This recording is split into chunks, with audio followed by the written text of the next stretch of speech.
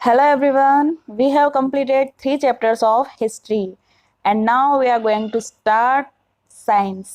इससे पहले हम इस लेसन का ओवरव्यू ले लेते हैं कि इस लेसन में आखिर है क्या। तो इस लेसन में पहले वैरायटी ऑफ फूड की बात की गई है कि कैसे हम अलग अलग दिन और दिन में भी हर टाइम अलग अलग फूड खाते हैं। इसके बाद फूड सोर्सेस की बात की जाती है कि कैसे डिफरेंट डिफरेंट फूड में जो डिफरेंट इंग्रेडिएंट्स होते हैं वो हमें कहाँ से मिलते हैं। और फिर प्लांट्स सोर्सेस में भी हम देखेंगे कि कैसे प्लांट्स के अलग अलग पार्ट्स को हम खाने में यूज़ करते हैं। Like sometimes we eat a fruit but we also consume leaves of a plant and there are so many plants that have edible roots. Besides this, some more edible things will be discussed in this lesson. इसके बाद animals जो food consume करते हैं और animal के food habits की basis पर उनका जो क्लासिफिकेशन है वो हम देखेंगे। और फिर लास्ट में keywords and then tata. So let's get start chapter number 1, food, where does it come from. So lesson start होता है क्वेश्चन से कि आज आपने खाने में क्या खाया। आज आपने खाने में क्या खाया है और ये भी पता करो कि आपके फ्रेंड्स ने क्या खाया है। तो क्या हम डेली एक जैसा खाना खाते हैं? नहीं, हम रोज अलग अलग तरीके का फूड खाते हैं। लंच में कुछ और, डिनर में कुछ और, दिन में भी इच्छा हो तो स्नैक्स भी कुछ और। तो इसी के बेसिस पर आपको एक एक्टिविटी दी हुई है जिसमें आपको आपके फ्रेंड्स से पूछना है कि भाई आज आपने क्या खाया है, और यहाँ पे फ्रेंड्स के नाम लिखना है और अगले कॉलम में आपको उन्होंने जो खाया है उस डिश का नाम लिखना है। इसमें आप अपने स्कूल फ्रेंड से तो पूछ ही सकते हैं। इसके अलावा अगर आपके कोई फ्रेंड्स अदर स्टेट से बिलोंग करते हैं तो उनसे भी ज़रूर पूछना कि उन्होंने खाने में क्या खाया है, क्योंकि स्टेट वाइज जो है फूड हैबिट्स चेंज होती हैं। जैसे कि अगर आपका फ्रेंड अगर कोई साउथ इंडियन है तो हो सकता है उसने आज इडली या डोसा कुछ खाया होगा, और अगर कोलकाता साइड कोई होगा तो फिश राइस वहाँ ज़्यादा चलता है। इस तरह से वैरायटी ज़्यादा देखने को मिलती है। ओके, तो मैं भी मेरी एक फ्रेंड से पूछ लेती हूँ कि आज तुमने खाने में क्या खाया। ट्रिंग ट्रिंग। ओके, तो उसने मुझे बताया कि आज उसने लंच में दाल, राइस, वेजिटेबल करी एंड रोटी खाई है। ओके, तो अब हम इनके इंग्रेडिएंट्स देख लेते हैं। मैंने एक ही फ्रेंड से पूछा है, एक्चुअली आप ज़्यादा फ्रेंड से भी पूछ सकते हैं। ओके, अभी हमें काम है इंग्रेडिएंट्स से कि ये सब हमें कहाँ से मिलता है, ये हमें देखना है। तो जो राइस बनते हैं वो कैसे बनते हैं? बहुत सिंपल है बॉइल्ड राइस बनाना। तो रॉ राइस लेते हैं, उसमें वाटर मिक्स करते हैं, थोड़ा सा सॉल्ट टू टेस्ट डालते हैं, बॉईल कर लेते हैं और बॉइल्ड राइस रेडी। तो जो राइस के जो इंग्रेडिएंट्स हैं वो केवल 2 ही हो गए, वाटर एंड राइस। दूसरा है दाल। दाल के लिए हमें लगता है घी या oil, spices, pulses, water, salt, सब चीज़ें मिक्स करी और दाल रेडी हो जाती है। तो दाल में 2 से ज़्यादा इंग्रेडिएंट्स लग गए हैं और फिर दाल बनी। रोटी, रोटी के लिए आटा एंड वाटर। तो गेहूं का आटा भी हो सकता है, मक्की का आटा भी हो सकता है, जिसकी रोटी हो वो आटा और वाटर। तो रोटी के लिए सिर्फ 2 इंग्रेडिएंट्स लगे, आटा एंड वाटर। वेज करी के लिए vegetable, salt, spices, oil and so on. ज़्यादा इंग्रेडिएंट्स लगते हैं वेज करी में, वेजिटेबल्स भी हम बढ़ा सकते हैं। इस तरह हम देखते हैं कि जो भी फूड हम कंज्यूम करते हैं उसके इंग्रेडिएंट्स कम या ज़्यादा हो सकते हैं, और इनमें से कुछ इंग्रेडिएंट्स तो कॉमन भी है। So where do these ingredients come from? Like rice, atta, vegetables, fruits, ये सब हमें कैसे मिलते हैं? Very simple, fruits and vegetables हमें प्लांट से मिलते हैं। एंड राइस, व्हीट, वो हमें कैसे मिलते हैं? So you may have seen paddy or wheat fields with rows and rows of plants which give us these grains. हमने देखे हैं पैडी एंड व्हीट फील्ड्स, उनमें भी क्या होते हैं, प्लांट्स की तो रोज होती है, उन पे जो है व्हीट और राइस लगते हैं। पैडी जो है राइस जिसमें से हम निकालते हैं, अगर आपने देखा होगा धान जो छिलके सहित होता है चावल, उसको बोलते हैं पैडी। और जो राइस का फील्ड होता है उसको बोलते हैं पैडी फील्ड। तो इस तरीके से अल्टीमेटली हमारा जो सोर्स है वो है प्लांट्स। आगे एक और टेबल दी गई है, इसमें बताए हैं food items and sources of their ingredients. तो जो फूड आइटम्स हैं वो इडली, चिकन करी एंड खीर। तो इनके इंग्रेडिएंट्स हम देख लेते हैं। इडली में होते हैं राइस एंड उड़द दाल, इन दोनों के पेस्ट से बनती है इडली। तो जो राइस हैं वो हमने देखा प्लांट से अवेलेबल होते हैं, पल्सेस भी हमें प्लांट से मिलती है। तो जो इडली हमने खाई वो हमें कैसे मिली? प्लांट से। अगला है चिकन करी।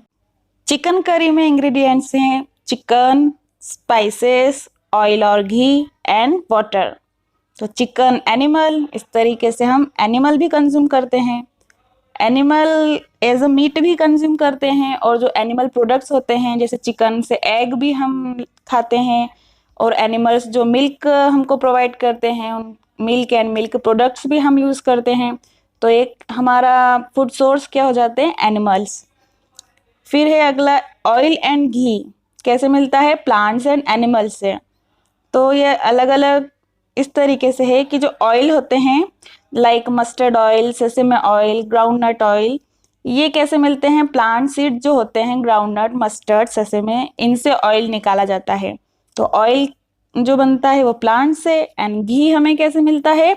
मिल्क से, जो काऊ मिल्क है, बफेलो मिल्क है, इनसे हम घी निकालते हैं। तो इस तरीके से प्लांट्स एंड एनिमल्स दोनों हमारे फूड सोर्स हुए। उसके बाद है खीर, एक और डिश। खीर के इंग्रेडिएंट्स हैं milk, rice, sugar.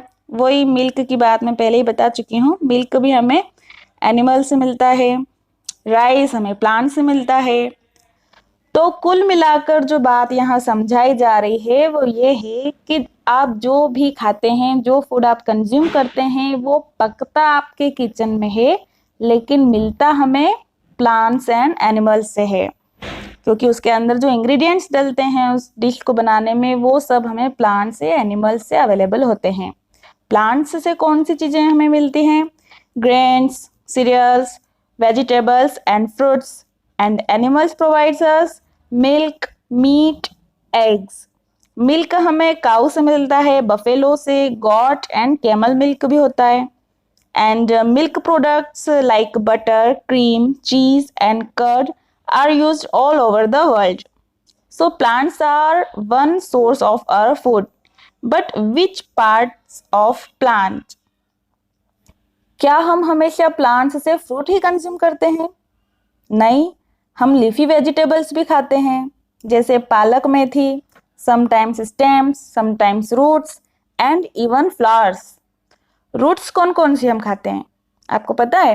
Carrot, radish, beetroot, sweet potato, ये सब रूट्स कैटेगरी में आती हैं। ये रूट्स होती हैं प्लांट की जो हम खाते हैं।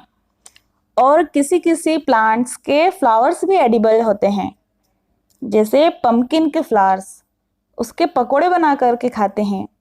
जैसे आपकी बुक में बताया है, फ्लावर को राइस के पेस्ट में डिप करके फ्राई करते हैं। वैसे ये राइस पेस्ट में तो मैंने नहीं ट्राई किया है, हाँ बेसन में डिप किए हुए पम्पकिन फ्लावर्स ज़रूर खाए हैं। So you too try it. यहाँ देखते हैं हम कि जो पम्पकिन है, पम्पकिन का प्लांट है, उसके कितने पार्ट्स एडिबल हो गए। पम्पकिन एज अ फ्रूट वो तो खाया ही जाता है, उसके फ्लावर्स भी एडिबल हो गए, और कहीं कहीं इसकी लीव्स भी खाई जाती हैं। तो किसी किसी प्लांट के 2-3 चीज़ें एडिबल होती है। ऐसे ही मस्टर्ड प्लांट्स के भी कितने पार्ट एडिबल होते हैं। मस्टर्ड सीड्स से ऑयल बनता है, और उसकी लीव्स को हम एज अ वेजिटेबल यूज़ करते हैं, सरसों का साग जिसे हम कहते हैं, बहुत ही फेमस है। इस तरह से एक ही प्लांट के डिफरेंट पार्ट्स एडिबल हो सकते हैं, लेकिन इसका मतलब ये नहीं है कि आप किसी भी पेड़ की पत्तियां तोड़ें और खा लें। Do not try to taste unknown plants around you to see if they are edible. Some plants could be poisonous, क्योंकि वो poisonous हो सकते हैं, इसलिए randomly किसी भी पेड़ की पत्तियां तोड़कर नहीं खाई जाती हैं। अभी तक हमने देखा कि एनिमल्स से हमें एग्स, मीट, मिल्क आइटम ये चीज़ें मिली हैं, लेकिन एक और बहुत अच्छी चीज़ है जो हमें छोटी छोटी फ्लाइज से मिलती है, हनी बीज से। यस, जो हनी हम खाते हैं वो हनी बीज से मिलता है। तो वो कैसे बनता है ये देखते हैं। हनी बीज फ्लावर्स से नेक्टर कलेक्ट करती है। नेक्टर एक तरीके का स्वीट जूस होता है। नेक्टर को हनी बीज हनी में कन्वर्ट करके उसके बी हाइव्स में स्टोर करके रखती है। बी हाइव्स आपने देखा होगा इस तरीके का, जिस पर ढेर सारी हनी बीज घूमती रहती है आसपास। इसमें वो हनी उसका स्टोर करके रखती है और फिर हम लोग इस बी हाइव्स को तोड़कर इसमें से हनी निकाल लेते हैं। इस तरीके से हम हनी कंज्यूम कर पाते हैं जो हनी बीज बनाती हैं। हनी बीज भी ना क्या ज़रूरत है स्टोर करके रखने की, एट द टाइम बना के भी तो खा सकती है ना, इतनी मेहनत करती है और दूसरे लोग खा लेते हैं। लेकिन नहीं, एक्चुअली ये जो नेक्टर वो फ्लावर्स में से निकालती है वो पूरे साल अवेलेबल नहीं होता है। साल के कुछ महीनों में ही वो नेक्टर कलेक्ट कर सकती है, इसलिए वो हनी को स्टोर करके रखती है ताकि पूरे साल उसको कंज्यूम कर सके।